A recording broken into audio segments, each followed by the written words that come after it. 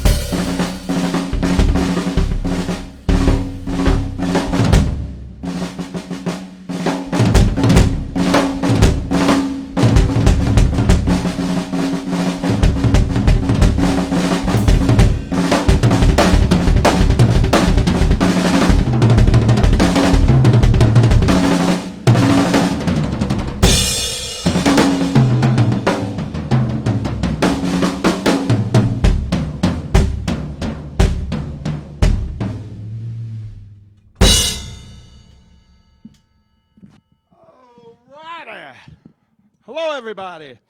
You got me from the side. So I was looking this way, so it's like you're on the side of the stage, you know.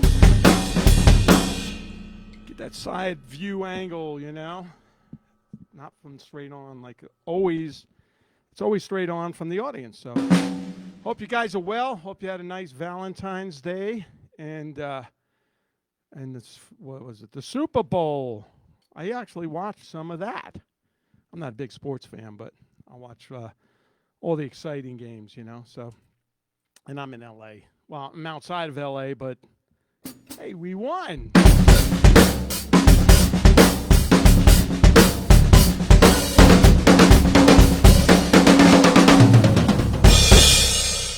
Yeah. And those songs were a couple of songs from a Whammy album. It's called Whammy. W is for White, Doogie White on vocals. A is for me, Apicina on a piece. And Marco Mendoza on the bass. And Igor is his name. We call him Iggy from Poland on guitar. I can't pronounce his last name. You know, it's one of those last names, but he's a phenomenal guitar player. I think he was like 16 or 17 on this album. It's called Whammy. It's a great album. You probably get it on Amazon or somewhere. And that was one song called something, what was it called? I don't know. I didn't look, but I know the song. So, as you know, I can only I like to play all my stuff that I've played on over the years. So anything you hear here, if it's a repeat, whatever, I played on it, you know, because I can't play on the big songs because of the copyright problem. The other song was, it's called Danger on the Peace Appice albums called Sinister, and Jim Crean on vocals, and that's Iggy again on guitar and Phil Soussan on the bass. So that's a cool song.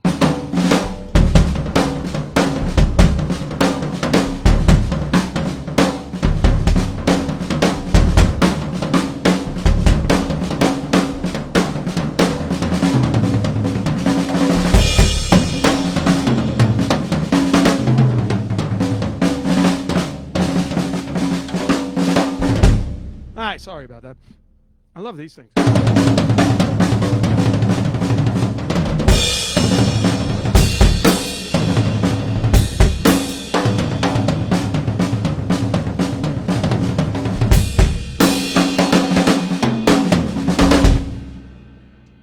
Yeah.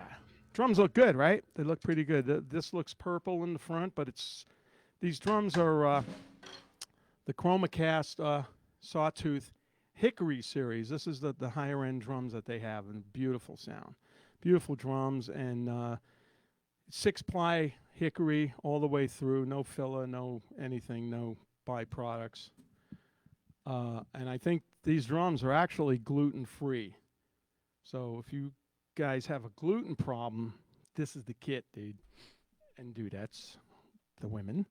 And so this is solid cast hoops, solid steel lugs and screws, and the whole thing is really beefy drum kit. And this finish is amazing. It's coffee colored with black in it and some purple and all the red, a tiny bit of red, dark red. So you could see the front looks purple because there's a light on it there, and then the floor toms are reddish, you know. So this is the high-end kit, and what I'm using is, I keep banging in this thing. That's a 10, 12, 13, 14. Bass drums are 14 by 24. 14 gives you a little bit more kick. It comes out quicker. It's like...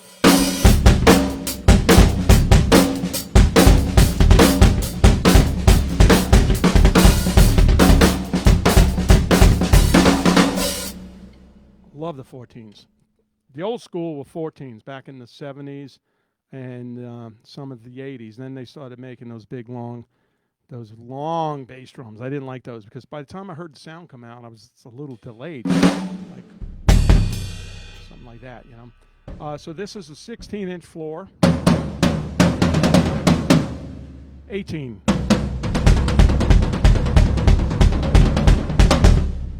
know. And great kit, great kit. You can check it out.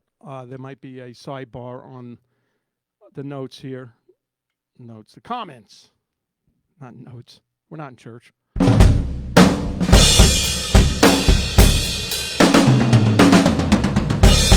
Great sounding kit. So I've recorded with this kit, and I've played only one gig with this kit at the Whiskey in L.A. with Last in Line, because I don't have a kit like this on the East Coast yet. That's in the works, and it's just an amazing kit. The kit I used before that was the Command Series, which is the lower end kit that they sell, and it's phenomenal. It's got great sound in the studio. I used that one live many times. Still using it too, and they're both great kits. Sawtooth making some great stuff. Sticks of 5B. That one's getting chewed up. Chromacast. Chromacast is the sister company, or the mother company, or the father company. And they make the hardware, which I love this hardware. These things, I don't know if you see that. It's one lever. And you loosen that, and you can go on the angle, and you can do the twist. 2 angles, 1 lever. Level, lever, elevator, I don't know. But killer hardware in the foot pedal.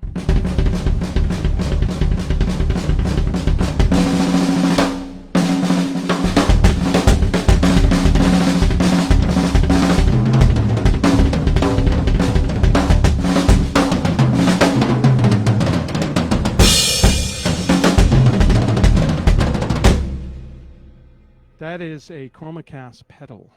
And everybody asks me about the pedal, like, how do you get your foot fast, right? And I meant to do something, but I didn't do it. I want to show you. This pedal,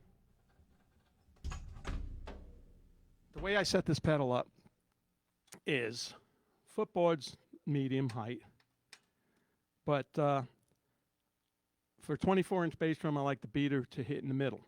So therefore, it's maxed out on it's flush over here where the beater can slide in and out. Spring's really tight. And as you can see, when I press this, it's got a lot of energy going back and forth. So if I hit it, it's already back, ready for more abuse. You see? It's a very lively setup like this. If spring is really loose and you don't have a lot of power on the pedal itself, if it's all the way down here, you got no power. So if you're hitting the bass drum with a loose spring, it's not going to come back very fast, you know. So this is set up very quickly for quick speed, the whole thing. I have another pedal over there, loosen it all up and show you what the difference is. And the other difference is the head on my bass drum, fairly tight. There's no real muffling in this drum. There's a little towel for the microphone. And that helps too. So I'm going to put this back on. Yeah, so this pedal rocks. And then to get your foot fast, best exercise, which is 1 E and 2 E. The trick to playing and sounding professional, I'm going to get there one day, I don't know, but is to do it steady.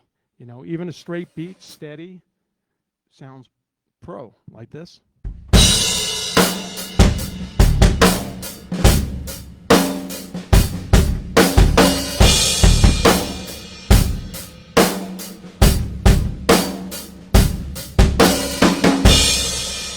Okay, so when you want to work on your foot, this is a great little exercise.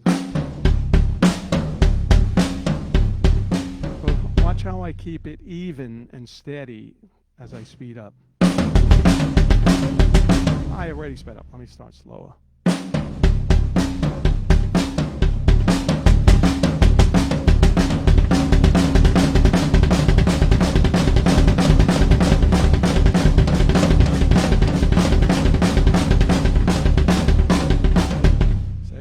So that's the way you want to practice. You want to practice it.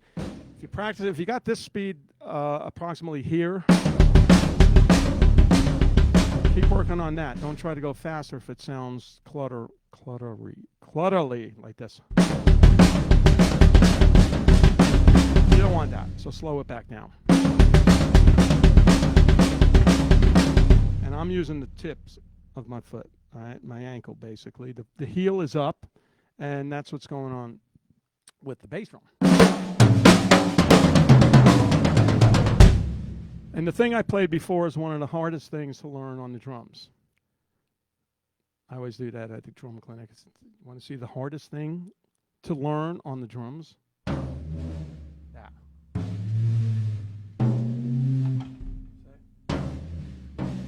Gotta wet your finger. I've done that on a lot of albums where the song ended like, and it's fading out, and then all of a sudden this comes in. It's cool. It's a conga trick. So what you do is you hold your fingers like this.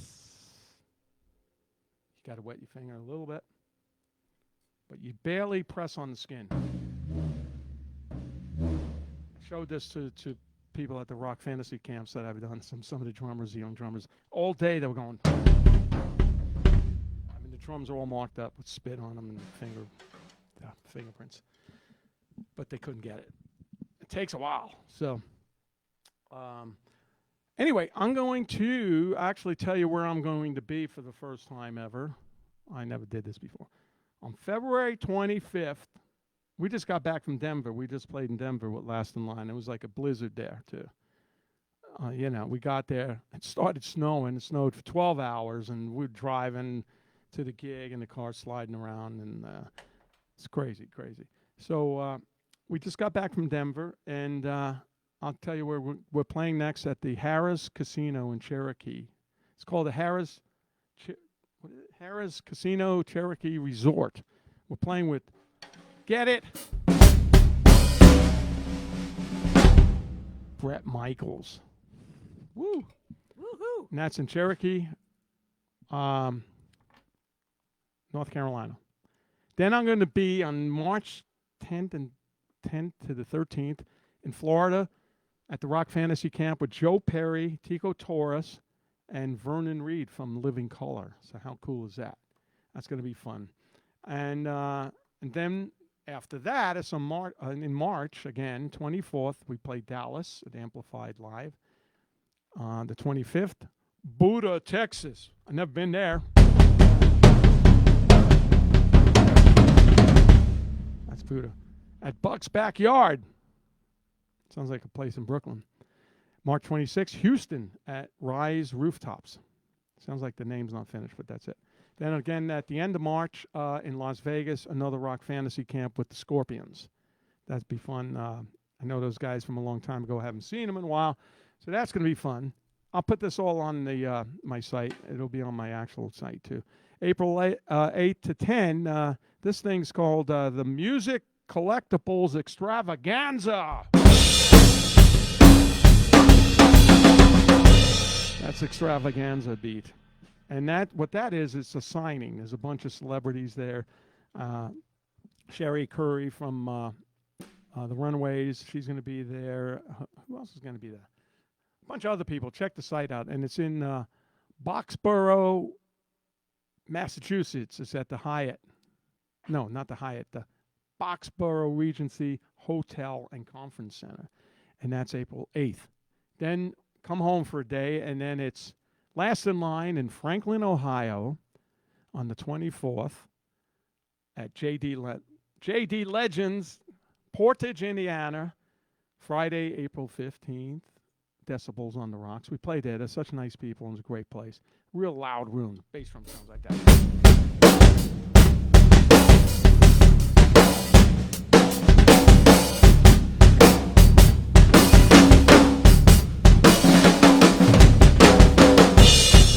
All right, and then March. I'm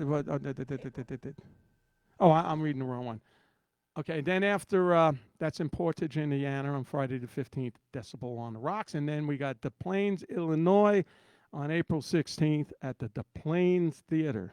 So, if you want to check me out or them out, the other things are signing, so you can come meet all the celebrities at the Music Collectibles Extravaganza and say hello and all that.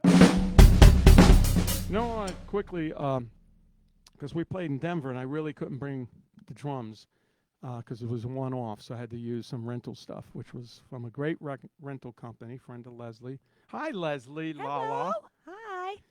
And what I noticed was, I tuned the drums so they sounded big. They didn't sound like this kit. You got a kit and you play heavy, and your drums are heavy. Drums are heavy. I never thought of this, but the cymbals got to be heavy too. These are double A Sabian. That's an 18 medium. This is a 20 medium, and this is a medium ride. These are heavy cymbals. See, the range of this frequency of these cymbals are, more on the low end. So there I had to play like a 16 or 17 thin crash, and it's like, teesh. Yeah, you're playing heavy. Pete. It doesn't match, and this one was a little bit bigger. That wasn't quite as bad. So I never thought of that, because I've always had my cymbals and match my cymbals to my drums. If you're just starting out, it's a good way to, I always say, mess around with your drum kit. Tune them differently. Find somewhere, a sweet spot that you like. Same with the cymbals. These cymbals match the drums.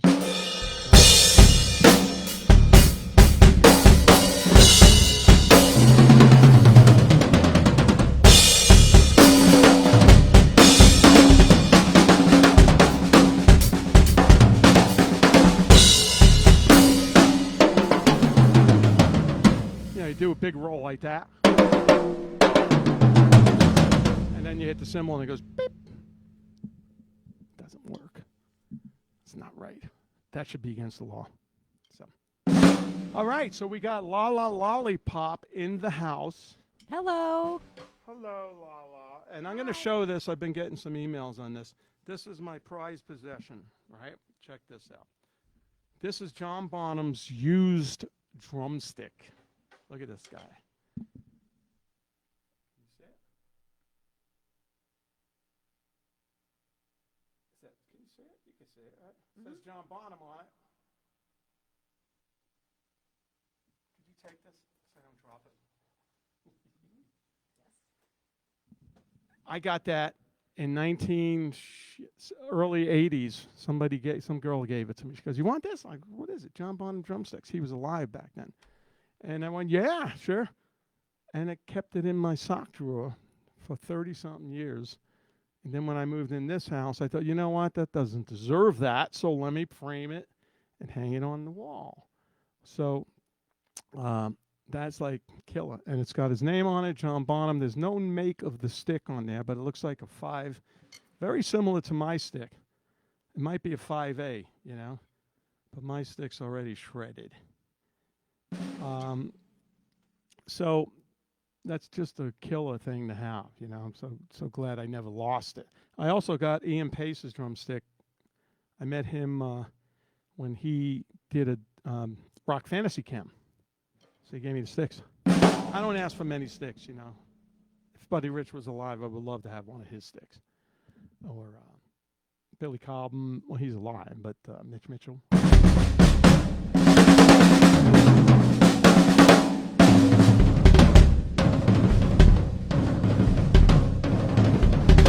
I showed this before. This is a paradiddle.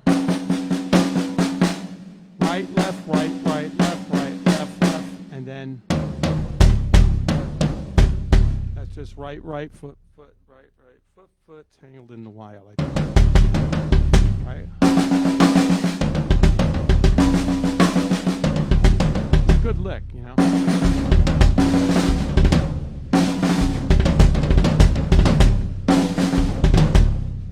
And then this morning I was playing a little bit, and I did the paradiddle on the tom. Sounded pretty good. Right, left. So right, left, right, right, left, right, left, left.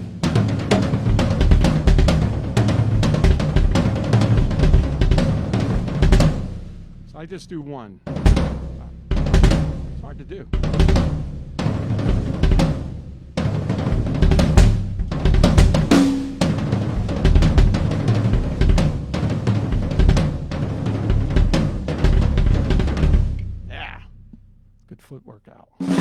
Okay, let's take some questions. Feel free to send some questions in. Lala's going to read them for us, for me, because I can't see them all the way over there. You know.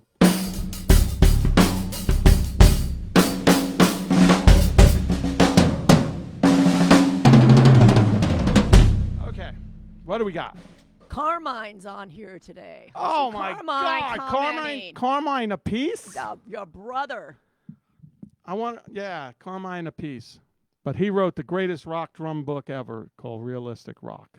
He's here. And I still, I don't go through it anymore, but I'm doing a couple of lessons here and there. I'm taking them through that book. It's a great book.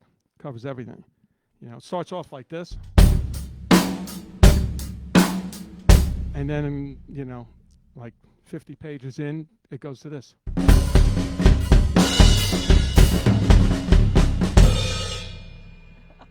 No. Sorry, Colin, we're only kidding around. No. No, it's a killer, the killer book. I think it was one of the best-selling drum books ever. So, very good. Listen to that. It's still ringing. Okay, next. Okay. Did you add to the kit this week? It looks bigger. I think it's the angle of the camera. It's the angle of the camera. No, this is the same thing. This is this 6 toms, you know, and the angle of the camera, it might look bigger, you know. I know my nose looks bigger, right? Look at that. So try to move around, you know. So that's what it is. It's been the same kit for a while now. Okay, question? Did you ever jam with Frank Marino? Did I ever jam with Frank Marino? That is from Mahogany Rush. No.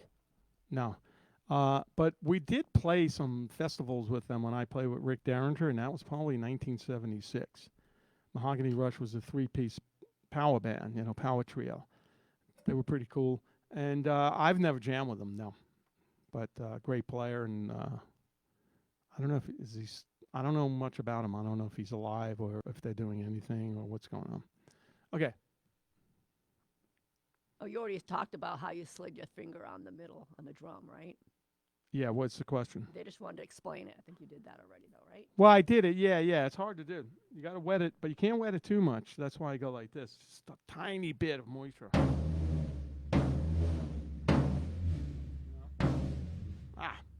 And I learned that in probably 1974 from a band. I had a band, 9-piece band with 4 horn players.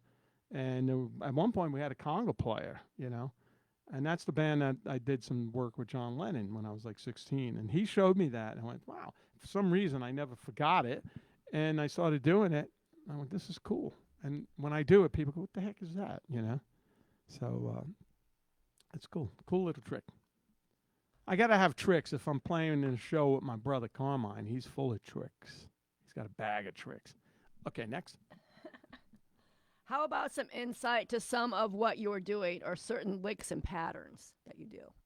Well, see, my whole theory of playing the drums is you got to get licks, right? Here's one lick, easy.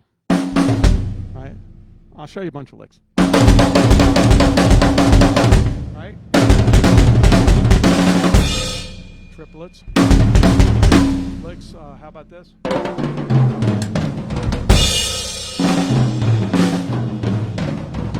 Another lick.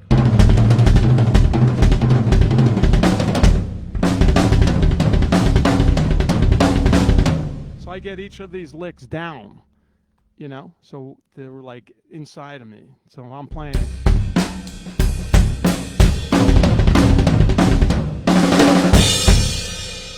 Here's a lick. Another lick. Another lick. You know, another lick, replacement triplets.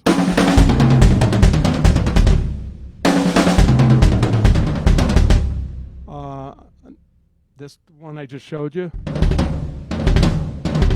That's a lick.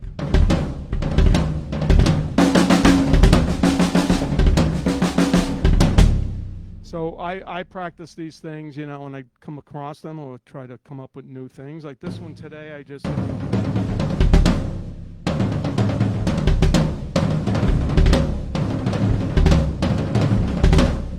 practice it until you get it. Then try to play it. Even if you're playing to a song, a lot of guys like to play to a CD or something. You put the licks in. You don't have to play. You play to the CD. You ask Carmine this too. You don't have to play the licks that are on the CD. You learned a new lick like this.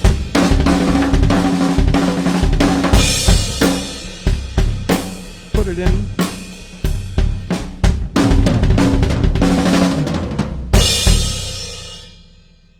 See, nobody's going to yell at you because it's a CD in the band, I mean, you know.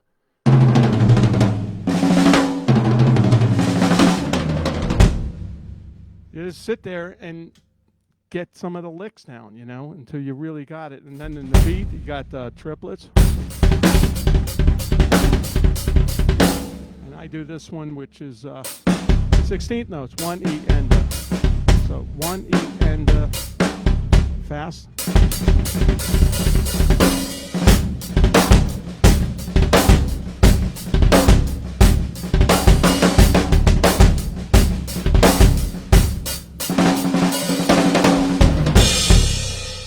And overall, just try to play melodic, you know.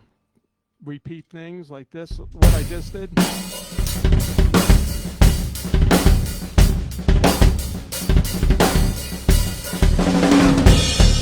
I know, you know, I could repeat it. You know, meaning it's melodic. I'm not playing like it just came out and I don't know what the hell I did. So, gotta play melodic, gotta play steady. And you got to play heavy. Get the right cymbals. Get the right drums. These are massive sounding drums. Okay, next question. Yeah, somebody was asking why the hickory is so popular now when it wasn't back like in the 80s. You know what? I think it goes through phases. I think back in the 80s, maple was the big thing. We had drums, Ludwig 3-ply, you know, real loud maple sounding drums. And they were more on the upper end, mid to upper range, the way it sounded. Hickory seems to be right below that. You know, it's got a lot of crack, but it's got a lot of mids and bass.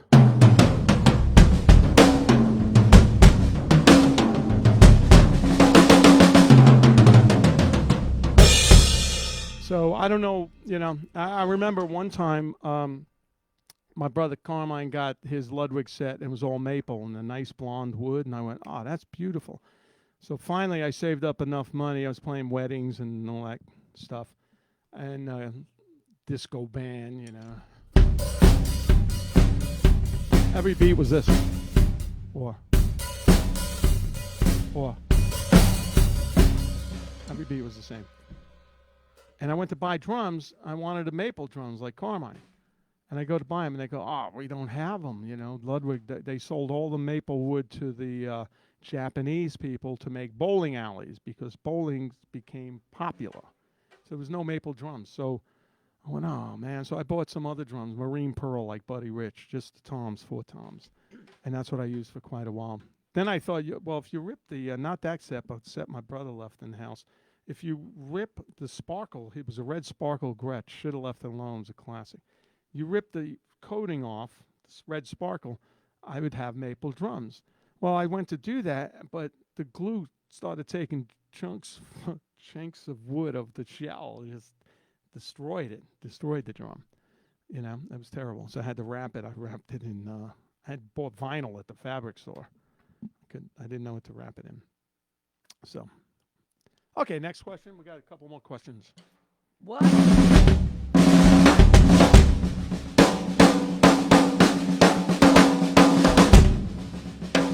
Also, play with dynamics. You see, I'm not playing. You get dynamics.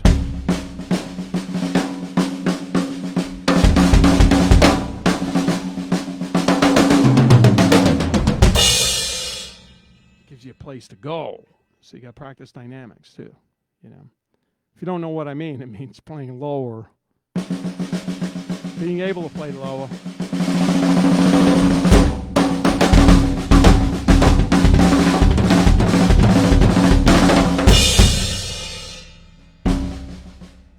Get down to it again. Okay. What are your thoughts on the electronic kits? They're good. They're the new ones. I I had an old kit. The new ones sound great, you know, but I don't like them to play them. It's a good practice vehicle. Or if you're in a, you know, band that's just doing a club date, not even a club date, you know, a wedding or something, you don't want to lug all this stuff in, you know.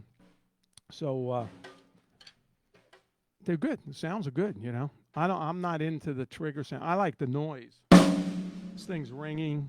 It's ringing through the other drums. That's the thing about a drum set. If you take the snare drum, put it in your living room and hit it, it's just going to sound like a snare drum, right? Well, here I got all the mics on. But when you put the drums together in a kit, everything's ringing within everything. It becomes a whole unit, and it becomes an instrument, you know? The bass drum, that's going throughout all the drums, the snare. So it becomes a drum set. Each drum individually in another room would just sound like a tom-tom or a floor tom. So that's the beauty of the kit, you know? So I like the dirty drums. See, my snares are not that tight.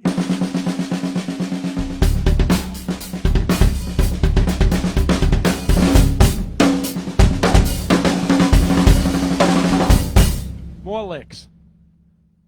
Okay, how about a couple more questions? Two more. Can you talk about your collaboration coming up with Mike Carr? Mike Carr, my Mike buddy Carr. in Ohio, a great guitar player, great singer. We did some live gigs in June, and we filmed one of them when Melanie. Melodio. I'm trying to think of the Melodio from Liliac came up, and we did a couple of songs, and one of them was Country Girl.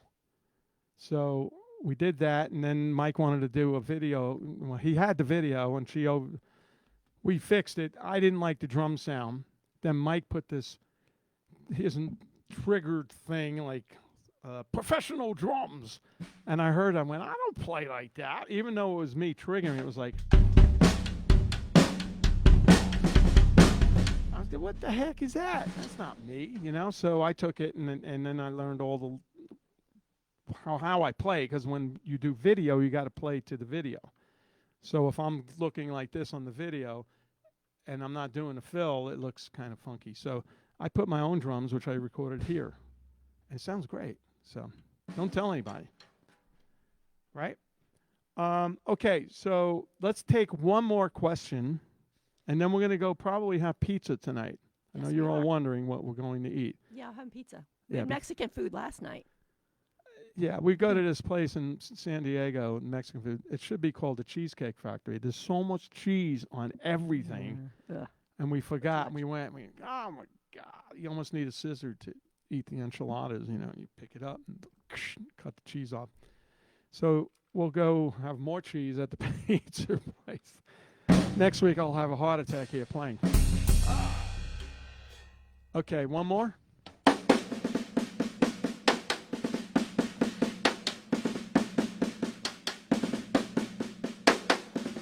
See, that's melodic.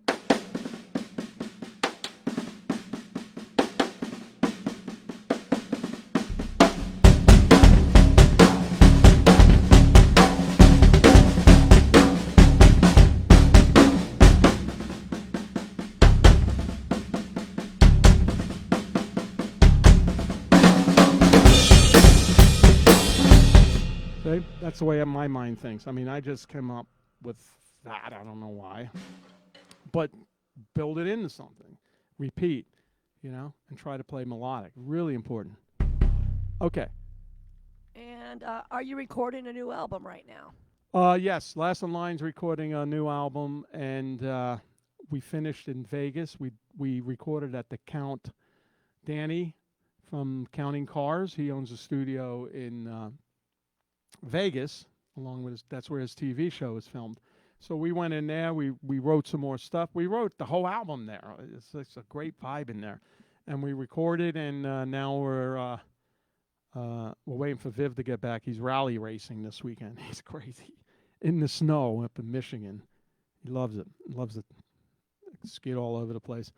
So we're finishing that hopefully, and then we got an EP coming out in about 2 months on Ear Music, a new record label. So we got a lot of stuff happening, and then I'm going to do Joel Holstra's next album. I did his last two, and he's going to send me some stuff. I'm going to play on it. It's going to be fun. So anyway, thank you guys for watching. I really appreciate it.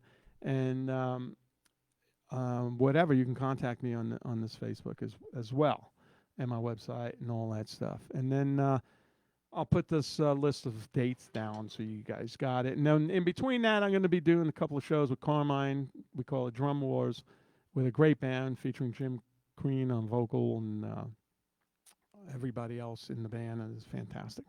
Okay, so thank you for joining me. Be safe and happy drumming.